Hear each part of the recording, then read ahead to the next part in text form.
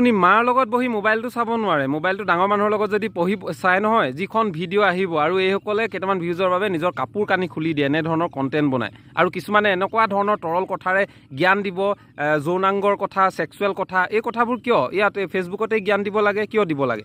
বেলেগটো প্লেটফৰ্ম আছে, বেলেগ ল'ৰা ছোৱালীক ওচৰত পালে তেওঁলোককতো ইভাগেও শিকাব লাগে, অনলাইন থ্ৰুৱেদি নহয় ইভাগেও শিকাব লাগে যে এইবোৰ বেয়া কথা, আমি এইবোৰ শিক্ষা ল'ব লাগে, এইবোৰ কথা স্পষ্টকৈ মা দেউতাৰ আগত বা নিজেও জানিব লাগে, আনকো ক'ব লাগে। ছ'চিয়েল মিডিয়াতে এনেধৰণৰ কথা কৈ ভিউজ ল'বলৈ এনেধৰণৰ মানসিকতা কিয় গোট খাইছে? আমি কিছুমান দেখিছোঁ এনেধৰণৰ, আপোনালোকে নেচাব, এই অকল পুৰুষৰ বাবে নহয়, এই ধৰণৰ কথা কৈ এনেধৰণৰ যিবোৰ কথা কৈছে মানুহক আজিকালি সাধাৰণ জ্ঞান দিবলৈ চেষ্টা কৰা হৈছে, এইবোৰ কিন্তু আমাৰ সংস্কাৰটোক বেয়া কৰিছে, আমাৰ ল'ৰা ছোৱালীকো বেয়া কৰিছে। সৰু ল'ৰা ছোৱালীয়ে মোবাইল চাই, সেইবোৰে চাই এইবোৰ কিবা আপুনি ভালৰ কাৰণে ক'লেও সেইবোৰ কিন্তু মাইণ্ডটোত নিগেটিভিটি এটা আহেই।